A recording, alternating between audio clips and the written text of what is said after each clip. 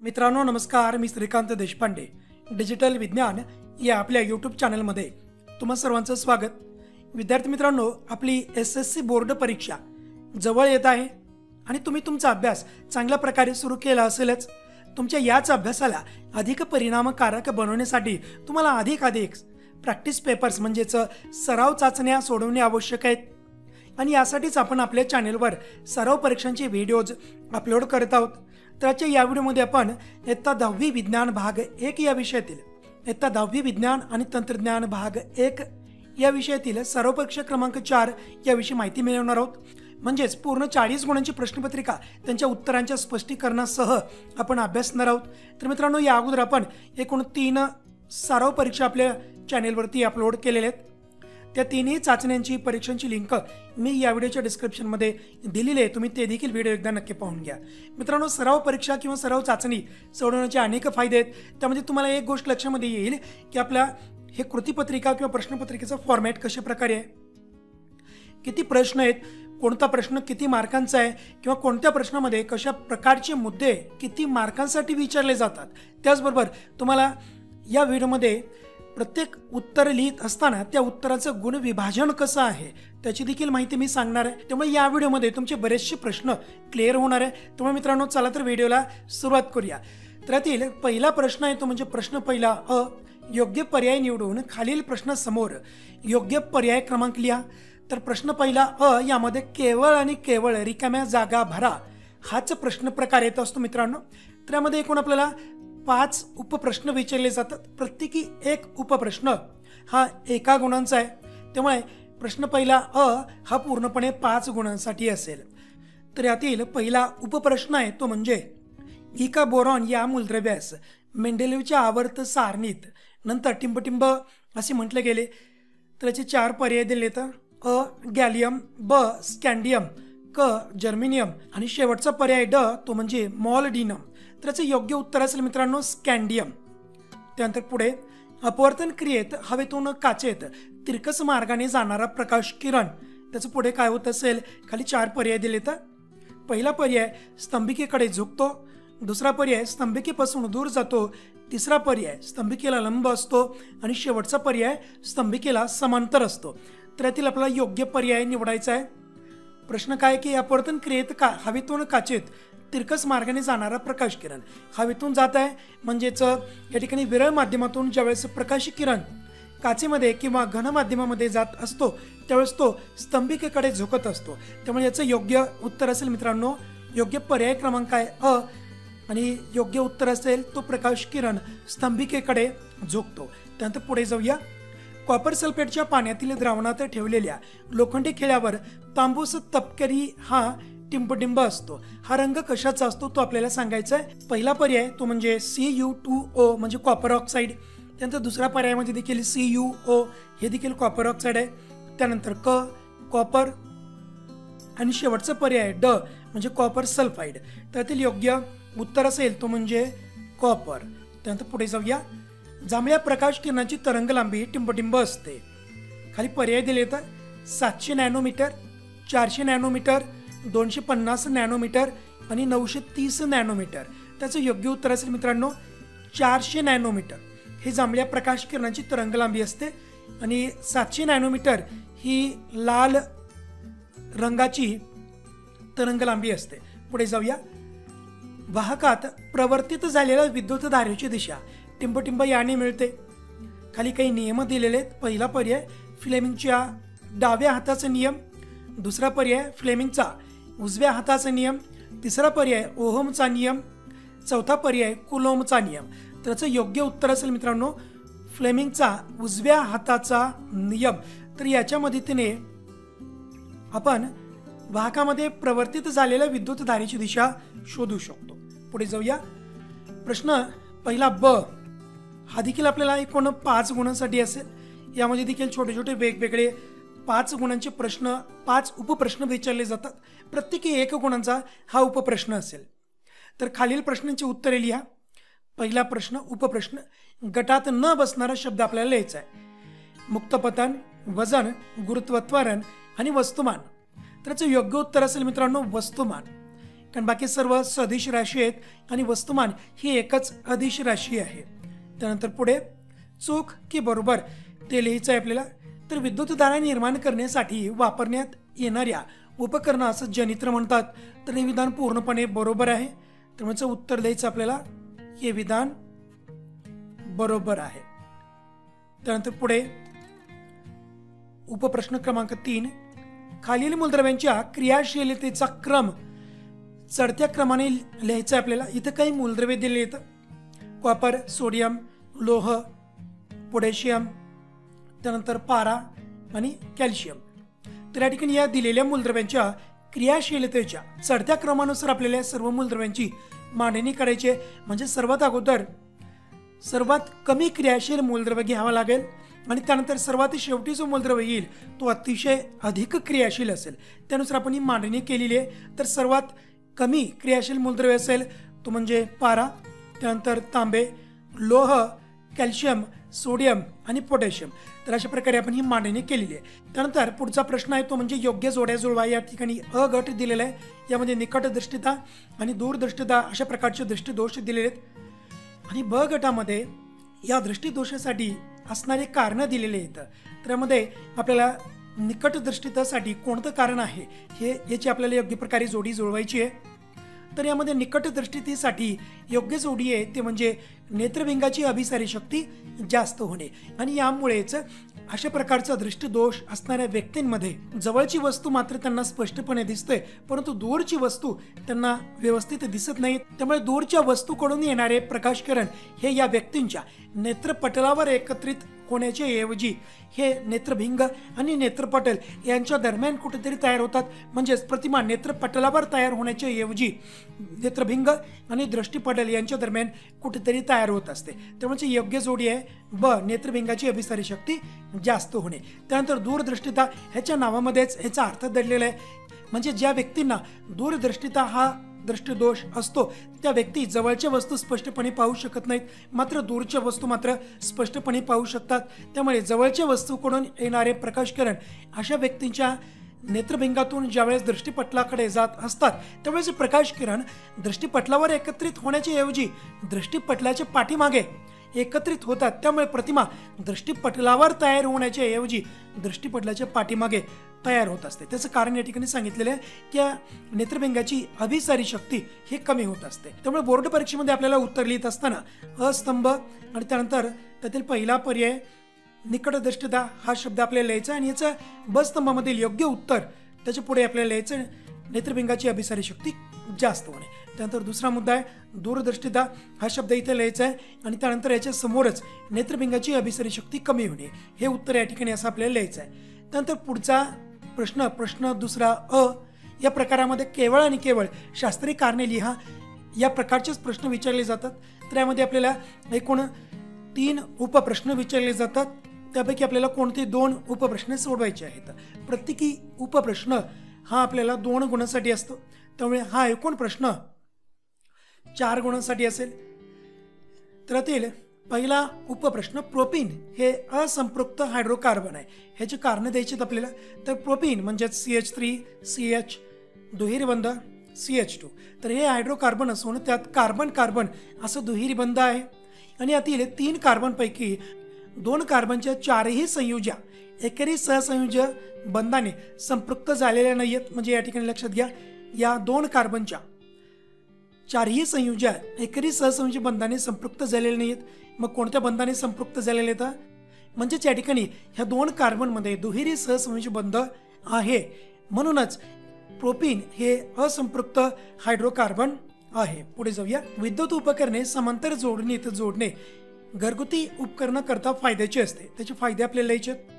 पहिला मुद्दा समांतर जोडणीत प्रत्येक विद्युत उपकरणाला समांतर विभवांतर पुरवले जाते. तसेच या जोडणीतील एखादे उपकरण नादुरुस्त झाल्यास अथवा दुरुस्तीसाठी जोडणीमधून बाहेर काढले तरी जोडणीतील इतर उपकरणे आपल्याला वापरता येतात. पुढे जाऊया. एकाच गणातील मूलद्रव्यांची संयुजा ही समान असते. तर मूलद्रव्यांची संयुजा ही त्यांच्या बाह्यतम कक्षेतील संयुज इलेक्ट्रॉनवरून ठरवली जाते. गणातील सर्व मूलद्रव्यांची संयुज इलेक्ट्रॉनची संख्या ही समान असते. म्हणूनच एकाच गणातील मूलद्रव्ये समान संयोजा दर्शवतात। उदाहरणार्थ गण 1 मधील मूलद्रव्यात संयोजी इलेक्ट्रॉन 1 आहे, म्हणून गण 1 मधील मूलद्रव्यांची संयोजा ही 1 आहे। त्याचप्रमाणे गण 2 मधील मूलद्रव्यांची संयोजा ही 2 असेल। त्यानंतर जाऊया पुढील प्रश्नाकडे। मित्रांनो, पुढील मुद्द्याकडे जाण्याच्या अगोदर तुमच्यासाठी अतिशय महत्त्वाची एक सूचना आहे, ते म्हणजे मित्रांनो अनअकॅडमीने आणली आहे इयत्ता 7वी ते 10वी तसेच IIT JEE नीटच्या सर्व विद्यार्थ्यांसाठी या वर्षातील सर्वात मोठी टेस्ट सिरीज आणि याचं नाव आहे अनअकॅडमी टॅलेंट रिवॉर्ड एक्झामिनेशन। आणि टेस्ट सिरीज 23 जानेवारी 2022 सकाळी 10 वाजल्यापासून सुरू होईल। ही एक प्रकारची मॉक टेस्ट आहे, म्हणजेच सराव टेस्ट आहे। या ठिकाणी तुम्ही अनेक आकर्षक बक्षिसे जिंकू शकता। ही 1 तासाची टेस्ट 23 जानेवारी, 29 जानेवारी, 6 फेब्रुवारी आणि 13 फेब्रुवारी या दिवशी होणार आहे। या टेस्टचं संपूर्ण शेड्यूल किंवा वेळापत्रक तुमच्या स्क्रीनवरती आहे। त्यानुसार तुम्ही पूर्णपणे प्लॅनिंग करून या टेस्ट सोडवायचे आहेत आणि या टेस्टमधील प्रत्येकाला एज्युकेशन फॉर लाईफ जिंकण्याची संधी आहे। हो, म्हणजेच या टेस्टमधील टॉप स्कोरर्स विद्यार्थी जिंकू शकतात 100% स्कॉलरशिप्स तुमच्या ग्रॅज्युएशन व पोस्ट ग्रॅज्युएशन पर्यंत, म्हणजेच अंदाजे 20 लाखापर्यंत। याशिवाय आपण मॅकबुक, आयफोन्स, आयपॅड्स यासारखी बक्षिसही जिंकू शकता। आणि टेस्ट झाल्यानंतर तुम्हाला डिटेलमध्ये स्कोर कार्ड दिले जाईल। त्याचबरोबर ॲनालिसिस सेशन देखील होईल। आणि यासोबतच महाराष्ट्र स्टेट बोर्डच्या इयत्ता 9वी ते 12वीच्या विद्यार्थ्यांसाठी अनअकॅडमीने एक विशेष ऑफर आणली आहे। तुम्ही जर इयत्ता 9वी ते 12वीचे महाराष्ट्र स्टेट बोर्डचे विद्यार्थी असाल आणि तुम्हाला जर अनअकॅडमीचं प्लस सबस्क्रिप्शन घ्यायचं असेल तर हीच संधी आहे मित्रांनो। कारण 31 जानेवारी 2022 पर्यंत अनअकॅडमीचा 1 वर्ष किंवा त्यापेक्षा अधिक कालावधीचं फ्री सबस्क्रिप्शन घेणाऱ्या विद्यार्थ्यांसाठी अनअकॅडमी एकूण 3 महिन्यांचं प्लस सबस्क्रिप्शन अगदी मोफत देत आहे। तर या संबंधीच्या सर्व लिंक्स मी या व्हिडिओच्या डिस्क्रिप्शन बॉक्समध्ये दिलेले आहेत। तर याचा मोफत लाभ घेण्यासाठी व अनअकॅडमीच्या कोणत्याही प्लस सबस्क्रिप्शनवर पूर्ण 10% डिस्काउंट मिळवण्यासाठी स्क्रीनवर दिसणारा देशपांडे हा कोड यूज करा। त्यानंतर मित्रांनो, पुढचा प्रश्न आहे तो म्हणजे प्रश्न क्रमांक 2ब।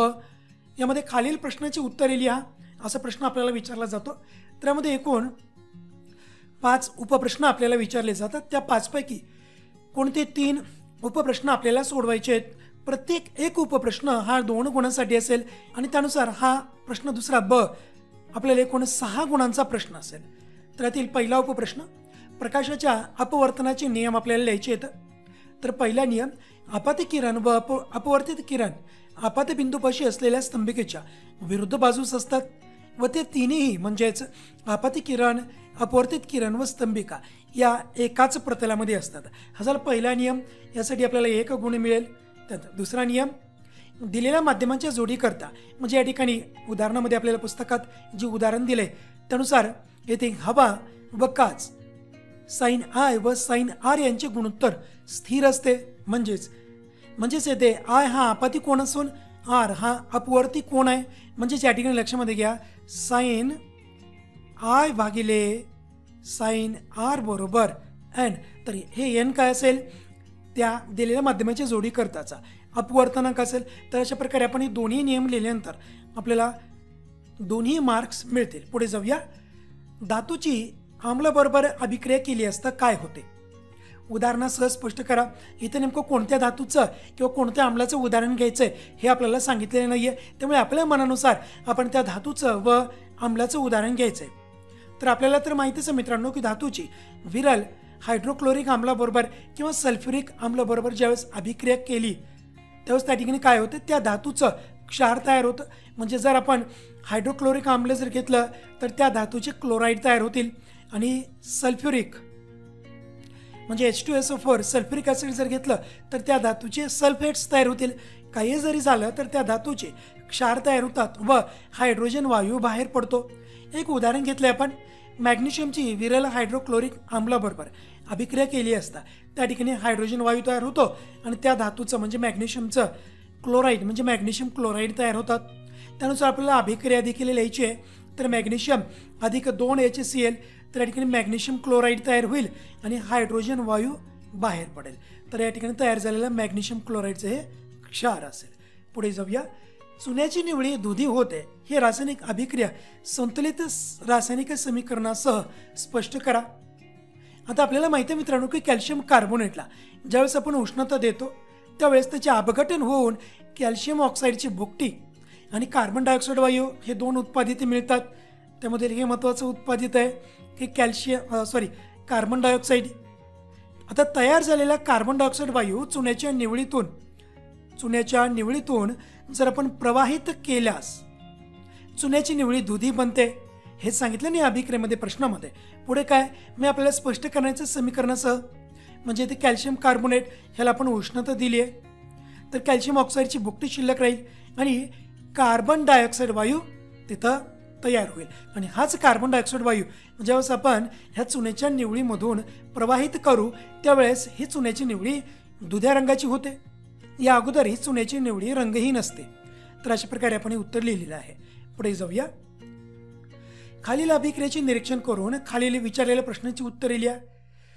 तर या ठिकाणी पाणी आणि विद्युत प्रवाह म्हणजे आम्लयुक्त पाण्यामधून ज्यावेळेस आपण विद्युत प्रवाह पाठवतो त्यावेळेस त्या ठिकाणी या पाण्याचं अपघटन होतं आणि काय तयार होतील हायड्रोजन आणि ऑक्सिजन.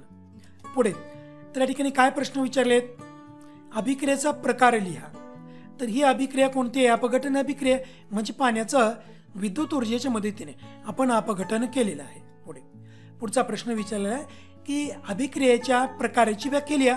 म्हणजेच आपल्याला या अपघटन अभिक्रियेच्या प्रकाराची व्याख्या लिहिणं आवश्यक आहे. तर ज्या रासायनिक अभिक्रियेत एकाच अभिकारकापासून दोन किंवा अधिक उत्पादिते मिळतात त्या अभिक्रियेला अपघटन अभिक्रिया म्हणतात. म्हणजे एकच अभिक्रियाकारक त्यापासून दोन उत्पादिते. ठीक आहे, म्हणजे या पहिल्या प्रश्नाला 1 मार्क, दुसऱ्या प्रश्नाला 1 मार्क. अशा प्रकारे या 2 गुणांची इथे विभागणी होत असते. पुढे जाऊया. खालील आकृतीचे निरीक्षण करून खालील प्रश्नांची उत्तरे लिहा. तर मित्रांनो ही आकृती कशाची आहे, इंद्रधनुष्य निर्मिती. ठीक आहे ना. तर या ठिकाणी पहिला प्रश्न काय दिलाय बघा, 3 प्रश्न दिले. त्यातील पहिला प्रश्न विचारत घेऊ आपण. वरील आकृती कोणत्या नैसर्गिक घटनेशी संबंधित आहे. ह्याचं उत्तर काय आहे मित्रांनो, तर ही वरील आकृती इंद्रधनुष्य निर्मिती या नैसर्गिक घटनेशी संबंधित आहे. पुढचा प्रश्न, वरील नैसर्गिक घटनेमध्ये कोणकोणत्या घटनांचा समावेश होतो. तर वरील नैसर्गिक घटनेमध्ये प्रकाशाचे अपस्करण, अपवर्तन आणि आंतरिक परावर्तन अशा तिन्ही घटनांचा समावेश होतो.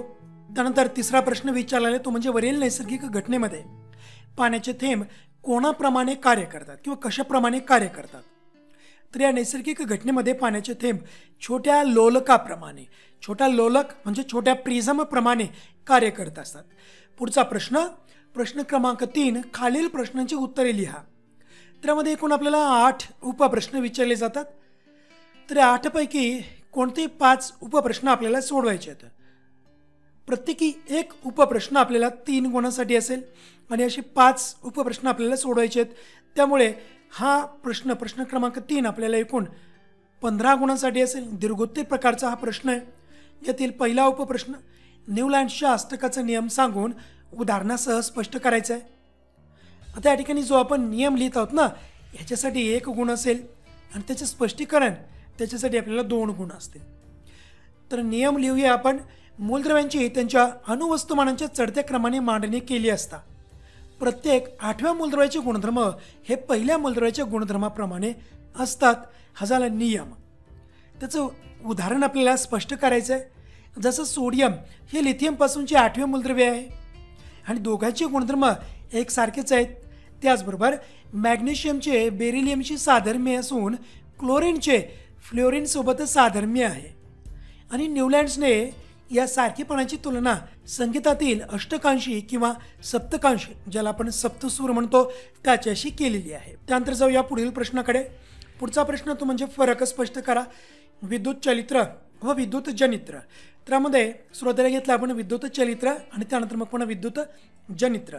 तर विद्युत चलित्रामधील पहिला मुद्दा, तर विद्युत चलित्रात तारेच्या कुंडलातून विद्युतधारा प्रवाहित करण्यासाठी बॅटरी वापरतात.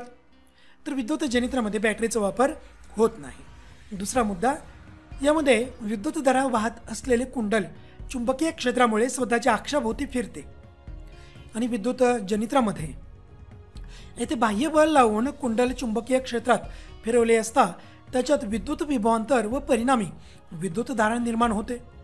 तिसरा मुद्दा, विद्युत चलित्रामध्ये विद्युत ऊर्जेचे यांत्रिक ऊर्जेमध्ये रूपांतर होते. आणि शेवटी विद्युत जनित्रामध्ये यांत्रिक ऊर्जेचे विद्युत ऊर्जेमध्ये रूपांतर होते. तर अशा प्रकारे आपल्याला फरक स्पष्ट करायचे आहेत. त्यानंतर तिसरा उपप्रश्न, चुंबकीय विलगीकरण पद्धत आकृतीसह स्पष्ट करा. तर लक्षामध्ये घ्या, या पद्धतीत विद्युत चुंबकत्व असलेल्या यंत्राची आवश्यकता असते. या यंत्राचा महत्त्वाचा भाग म्हणजे 2 प्रकारची लोखंडी रूळ व त्याच्यावरून सतत गोल फिरणारा पट्टा. यापैकी एक रूळ चुंबकीय असतो तर दुसरा रूळ चुंबकीय असतो. रुळावरून फिरणारा पट्टा हा चामड्याचा अथवा पितळेचा म्हणजे अचुंबकीय असतो. ह्या फिरत असलेल्या पट्ट्यावर अचुंबकीय रुळाच्या बाजूला बारीक केलेले धातूक टाकले जाते. चुंबकीय रुळाखाली 2 संग्राहक भांडी ठेवतात. तर याची आकृती देखील आपल्याला काढणं आवश्यक आहे मित्रांनो. पुढे धातुकामधील अचुंबकीय भागाचे कण चुंबकीय रुळाकडे आकर्षिले जात नाहीत आणि त्यामुळे ते फिरत असलेल्या पट्ट्यावरून वाहत वाहत पुढे जातात आणि चुंबकीय रुळापासून लांब असलेल्या संग्राहकामध्ये पडतात. आणि याच वेळी धातुकातील चुंबकीय भागाचे कण किंवा चुंबकत्व असलेले कण हे चुंबकीय रुळावर चिटकून असल्यामुळे पट्ट्याच्या जवळच्या संग्राहकामध्ये पडत असतात. म्हणजे या ठिकाणी ते चुंबकीय घटक पडतील आणि अचुंबकीय घटक हे बाजूला पडतात. तर अशा प्रकारे आपण या चुंबकीय विलगीकरणाच्या पद्धतीने एखाद्या धातुकामधील चुंबकीय आणि अचुंबकीय घटक हे वेगळे करू शकतो. पुढे जाऊया. उपप्रश्न क्रमांक 4. पुढील आकृती मानवी दृष्टिदोषाची आहे आणि या आकृतीवर आधारित काही प्रश्न आपल्याला विचारले आहेत.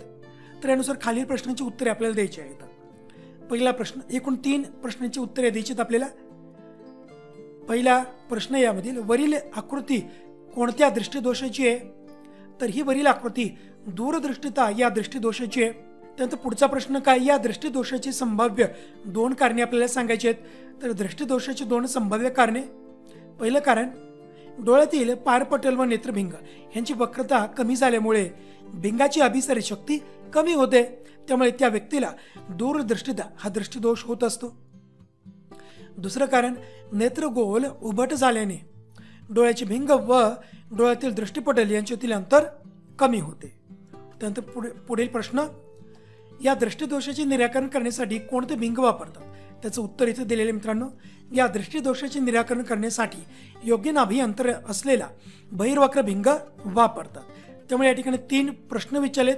3ही प्रश्नाची योग्य प्रकारे उत्तर दिली आपण तर 1-1 गुण भेटेल आपल्याला. म्हणजे अशा प्रकारे या उपप्रश्नातील 3 पैकी 3 गुण आपल्याला मिळतील. पुढचा उपप्रश्न, खालील धातूंची पाण्याबरोबर होणारी अभिक्रिया आपल्याला लिहायची आहे. कॅल्शियम, झिंक आणि तांबे. प्रत्येक धातूचं योग्य उत्तर दिलं तर आपल्याला 1 गुण मिळेल. तर कॅल्शियमची अभिक्रिया पाण्याबरोबर कशी होते त्याविषयी आपण माहिती घेऊया. तर कॅल्शियमची पाण्यासोबत अभिक्रिया मंद गतीने व कमी जोमाने होते आणि यामध्ये हायड्रोजन वायू बाहेर पडून धातूच्या पृष्ठभागावर बुडबुडीच्या रूपामध्ये जमा होतो. म्हणजे कॅल्शियमच्या पृष्ठभागावर हायड्रोजन वायू या बुडबुड्याच्या रूपात बाहेर पडत असतो आणि त्यामुळे कॅल्शियम पाण्यावरती तरंगत असतो. त्याची अभिक्रिया आपण या ठिकाणी लिहिलेली आहे. कॅल्शियम 2H2O हे 2 अभिक्रियाकारक आहे. या ठिकाणी कॅल्शियम हायड्रॉक्साईड तयार होतं आणि हायड्रोजन वायू बाहेर पडत असतो. पुढे झिंक. तर झिंक किंवा जस्त या धातूची थंड किंवा गरम पाण्याबरोबर अभिक्रिया होत नाही, परंतु पाण्याच्या वाफेशी मात्र त्याची अभिक्रिया चांगल्या प्रकारे होते आणि या ठिकाणी या झिंकचं ऑक्साईड तयार होतं आणि या अभिक्रियेमध्ये नक्कीच हायड्रोजन वायू देखील मुक्त होत असतो. त्याची अभिक्रिया लक्षात घ्या. झिंक H2O, तर झिंक ऑक्साईड तयार होईल आणि हायड्रोजन वायू या ठिकाणी बाहेर पडेल. पुढे उदाहरण दिले ते म्हणजे तांब्याचं. तर तांबे हा अतिशय कमी अभिक्रियाशील धातू आहे, त्यामुळे पाण्याबरोबर ह्या तांब्याची अभिक्रिया होत नाही. तर अशा प्रकारे आपण हे सर्व मुद्दे व्यवस्थित लिहिले त्यांच्या अभिक्रियेसह तर आपल्याला 1 गुण मिळेल प्रत्येक धातूसाठी. असे आपल्याला एकूण 3 गुण मिळतील. पुढे जाऊया.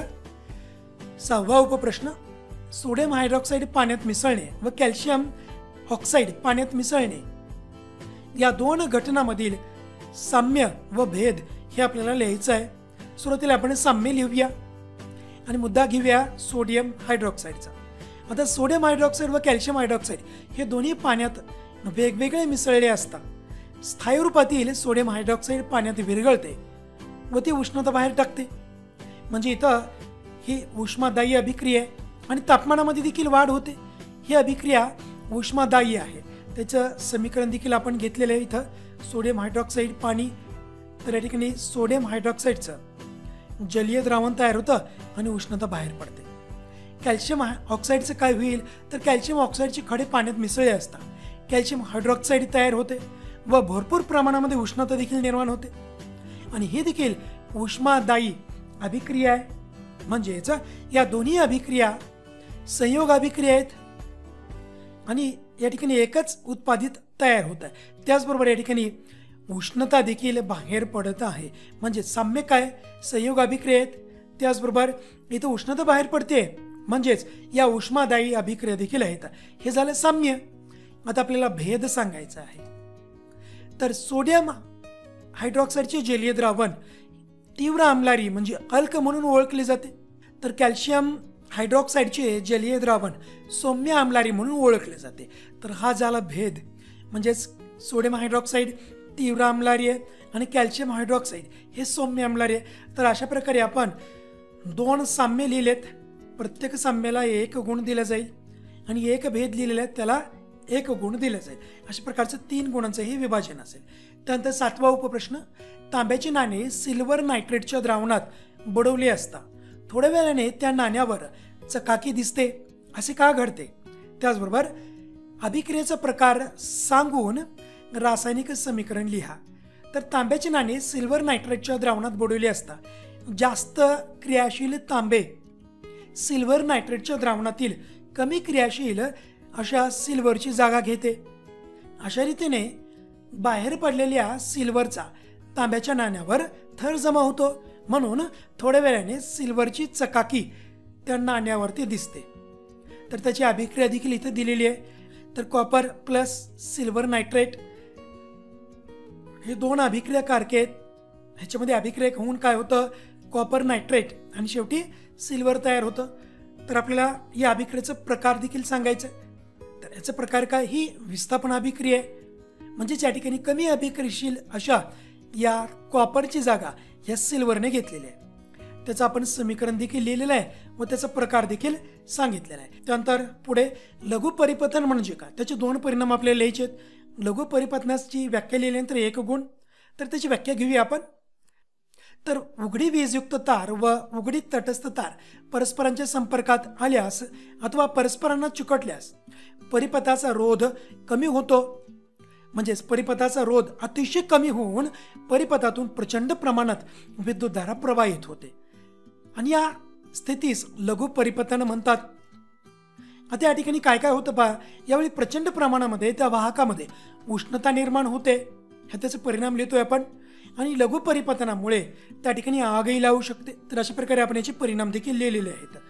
त्यानंतर प्रश्न क्रमांक 4, खालील पैकी कोणताही एक उपप्रश्न सोडवायचा आहे. या ठिकाणी आपल्याला 2 उपप्रश्न दिले जातील, त्यापैकी कोणताही एक उपप्रश्न सोडवायचा आहे. एक प्रश्न आपल्याला 5 गुणांसाठी असेल, त्यामुळे प्रश्न 4था हा एकूण 5 गुणांसाठी असेल आपल्याला. त्यातील पहिला उपप्रश्न आपण सोडूया. आपण सर्व दोन्ही उपप्रश्न इथं सोडवणार आहोत. तर ॲल्युमिनियमच्या निष्कर्षणासंबंधी खालील प्रश्नांची उत्तरे लिहा. तर ॲल्युमिनियमच्या निष्कर्षणासंबंधी काही प्रश्न आपल्याला या ठिकाणी विचारले आहेत. तर एक एक प्रश्नाचं उत्तर आपल्याला योग्य प्रकारे द्यायचं आहे. पहिला प्रश्न विचारलाय तर म्हणजे ॲल्युमिनियमच्या मुख्य धातुकाचे नाव काय आहे? तर ॲल्युमिनियमच्या मुख्य धातुकाचे नाव हे बॉक्साईट आहे. तर बॉक्साईट हे मुख्य उत्तर आहे, त्याला तुम्ही अंडरलाईन करा.